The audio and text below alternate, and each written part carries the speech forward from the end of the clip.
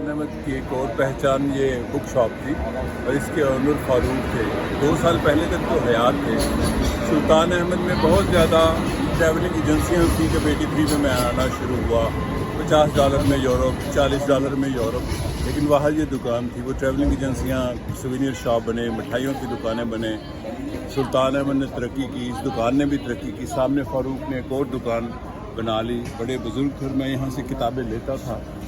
लेकिन अब 2 साल के बाद जब मैं आया हूँ तो यहाँ और उनकी दुकान में लिखा हुआ है कि किराए के लिए खाली है। तो सुल्तान अहमद की पुरानी एक निशानी और ख़त्म हुई।